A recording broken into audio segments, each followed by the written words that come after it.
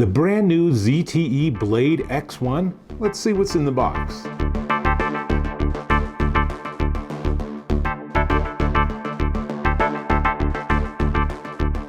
Dave Taylor here, and I'm pretty psyched to get my hands on this. This is the brand new ZTE Blade X1 5G smartphone.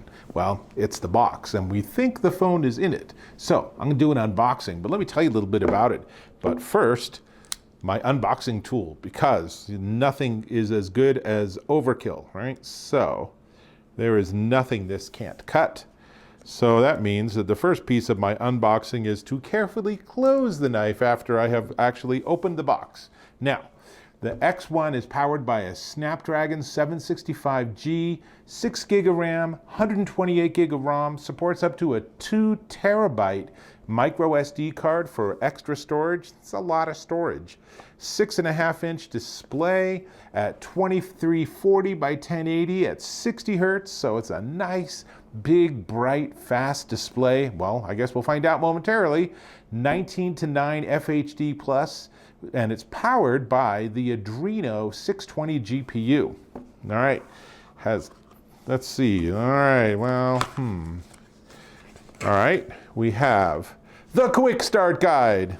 But seriously, we don't need a quick start guide, we just need the phone. So we have the phone, and it is wrapped carefully in plastic on the front and back. So let's take this plastic off. It looks like it's just sort of shredding as I do that. That's all right. That's a mighty nice looking phone, and they say the back is a special kind of plastic that in direct sunlight is iridescent, which is kind of fun. Right now it looks like a very, very dark blue.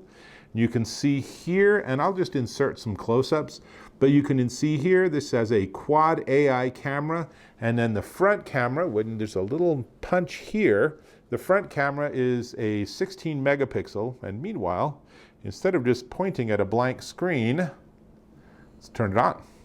All right, so it's powered by Android 10, and one of the really cool things about it is it actually includes DTS:X audio.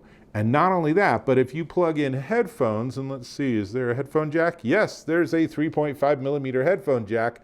Plug in a headphone jack and you'll have DTS:X 3D. So I'm definitely psyched to try that out. It sounds pretty perfect for games, right? Bluetooth 5.0, Android 10. From a battery perspective, this has a 4,000 milliamp hour battery, which should give you more than enough for a full day. And it supports Qualcomm Quick Charge 3.0 or QC3 if you want to buy a third-party charger. But let's see if it includes chargers. Now, here's what I see in the box, little white boxes. So let's open this one and see what's inside. And this has, you ready? A charging cable. And not only is it a charging cable, it's USB-C, so props to them. And in fact, let's just have a quick look. The top looks like it's just a micro SD card space.